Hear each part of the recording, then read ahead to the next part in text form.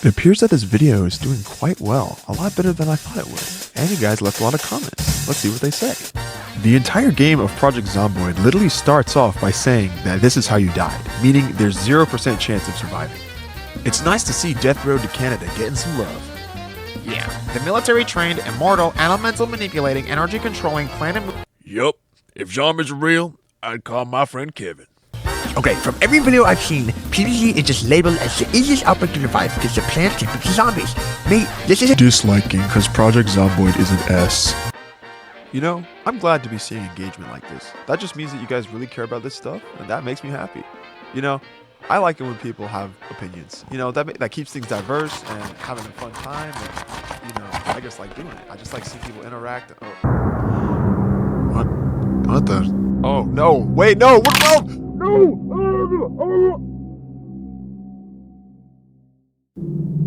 Ah, my spleen. Oh, hey, how did you get here? Looks like the algorithm brought us together. I don't have anything to show you. I mean, even if I did, you can't see anything in here. It's really dark and wet. Anyways, just use your imagination. Today, we're going to be talking about zombie game survivability. Like, which games are the most survivable and which aren't. What am I talking about? Oh, you must have not watched part 1. Well, when you're done here, you could go watch that. Oh, Christ, dude, what is that smell? Where is it coming from? Anyways, here are my rules. The ranking is relational, depending on the games that are included in the list. Some games are going to end up further down on the scale just due to balance. Like if you have Dead Space and Project Zomboid on a list, the S tier is going to Dead Space. I'm not fighting anyone on that. But if you have Project Zomboid in Minecraft, Zomboid is getting S tier and Minecraft is getting D tier. All of these are purely my opinion, so please stop sending me death threats because I said Plants vs. Zombies would be an easy game to survive. Of course, there is logic involved, but I am open to your explanations. Number 3, have fun, kick back, and grab a snack. Then place your bets now. Bets are all final. Place them now. And without further ado, let's get started.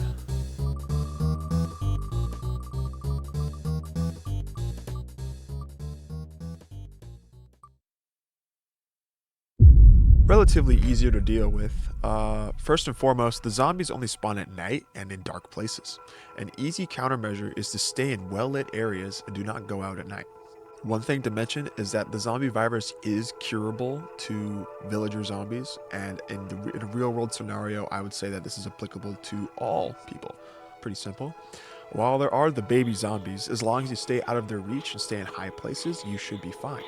The only downside is that with the unlikely chance of a zombie spawning with full armor and a weapon, they can still pose a threat. But about 99% of the time, that's not going to be a problem. With the given circumstances, I'm going to put Minecraft at a D tier. No, you were right the first time. Yeah, right there.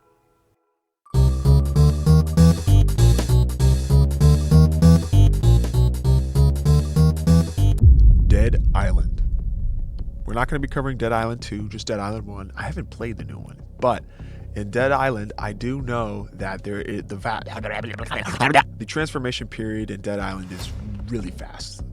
In about 5 or 6 seconds, you already start converting into a zombie, and that's really fast. The virus in Dead Island is actually relatively well contained because it's all on Benoi, the island in the game. In Dead Island, the infected show traditional 28 days later style aggression, running, biting, flailing, but also progress into unique mutated forms like thugs or rams or whatever. So just because of that, I'm going to give it a B tier. It's a pretty solid threat. However, if it was like how it happens in the game, then not too much.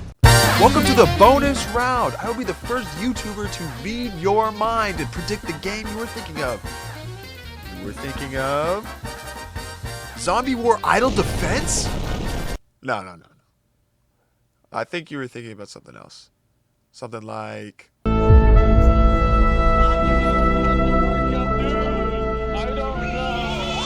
I feel like I don't really need to explain myself much for this one, but if you were unsure, let me break it down.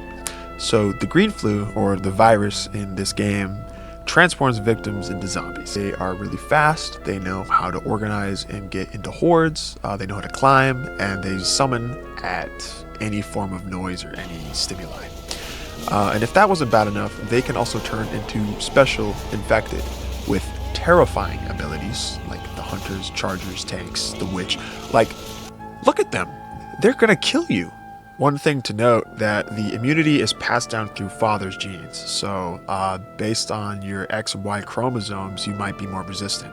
And in the story, the recessive allele on the X chromosome makes men more resistant to the virus than women. So if you're a woman, that even increases your chances of dying even more. So without a question, I would say S. Like, CDDA. What game is that? Cataclysm Dark Days Ahead. So actually, prior to making the previous video, I actually have never heard of this game.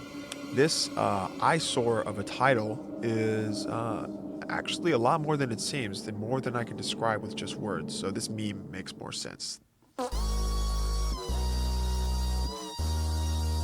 But I played around in it a little bit. I read some of the lore online. I don't get it. Basically, yeah, every apocalypse is happening all at once, and the world is going to end. That's basically the game. Like, there's robots, aliens, demons, like everything is happening all at once. That's the best way I can put it. So this is obviously, without a question, this is unsurvivable. Without a doubt in my mind, I think it's gonna get S tier. Like, there's no other way about it. Like, it just doesn't.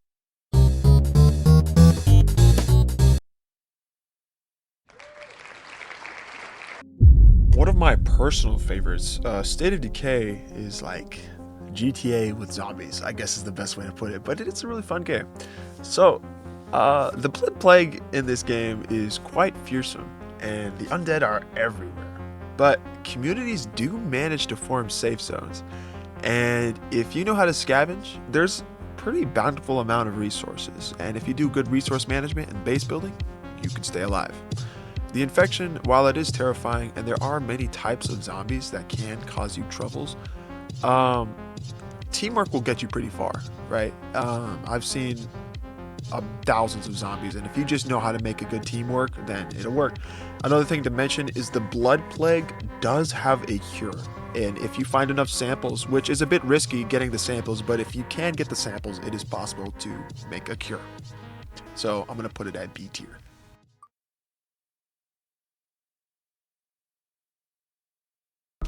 No More Room in Hell.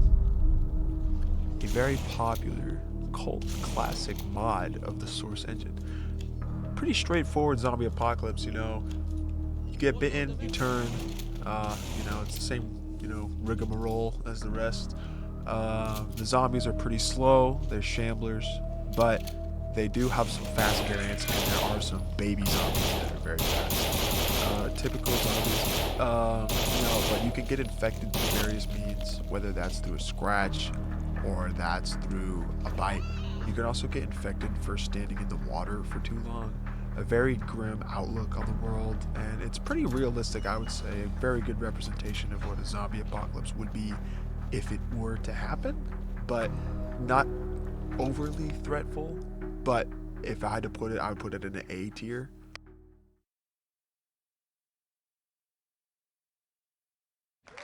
Days Gone. Now, I haven't played this game too much, but from what I do know, it has quite a variety of factors that would make this one of the hardest apocalypses to survive. Well, first, the Freaker virus infects crazy fast and causes mutations well within days, and it can cause all these kinds of crazy zombies like screamers, swarmers, I think they're called the breakers, something like that, and animals. It could also infect animals too, creating fast, powerful hordes even in the thousands. These hordes roam widely, and they are highly aggressive. Even well-armed groups are often overwhelmed, and society has more or less collapsed, and only scattered encampments remain and constantly under threat. There's even a group of people that support the freakers, they idolize the virus. You gotta put this at A tier. And for our final pick of the video, we have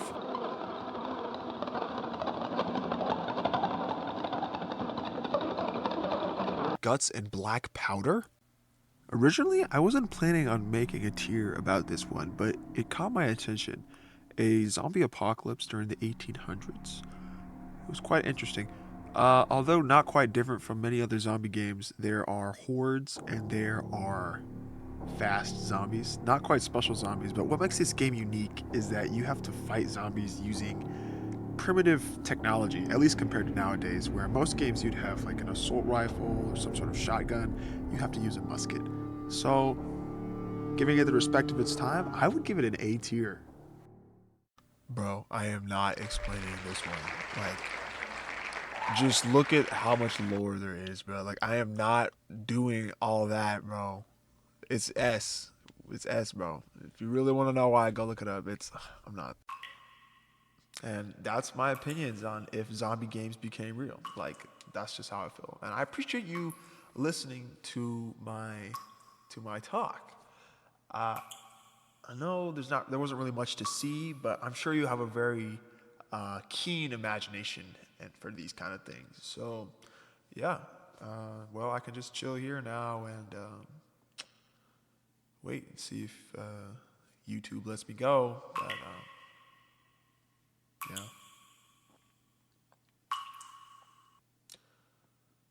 Well, so it's like, I guess it's kind of comfortable in here. I don't really know. I kind of like my cardboard box, but it was more dry in there. At least I don't have to pay rent in here. It's pretty spacious. Like I could have a kitchen over there, and maybe put a kitchen in like a bathroom. Yeah, like that over there. Yes, and then I could have a nice bedroom right here, and then I can have the living room right here when like I have parties, and it's really nice. And like over here, I can put a like a pool table, and I could have like an arcade machine over there. And I'm just thinking like how many people could I fit in here? Like, I'm not seeing any limits. Like, I feel like I could go so far with this. I could have so many people over. I mean, if I knew a lot of people, of course. But when I meet a lot of people eventually, when I leave, whenever that happens. But I will, probably sometime soon, eventually. Yeah, this is a nice hand.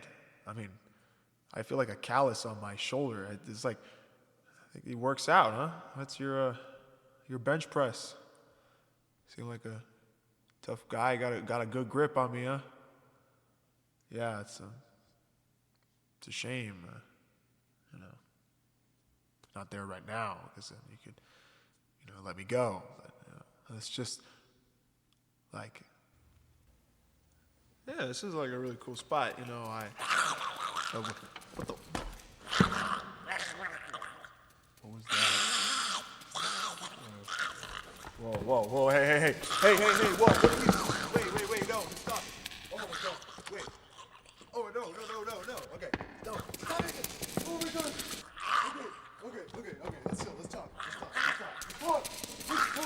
Let's talk, okay? I don't know why you're making, I don't know what you are, I can't see you, but I'm assuming you want to, I'm okay with not being eaten. That sounds pretty good. Like, I just don't think there needs to be any ruckus. Like, there's no problem here. Like, I'm just chilling. Like, what are you? Like, are you gonna, I'm hungry. Oh, is there gonna be a problem or something? Like, yes. You just don't need to get away from me.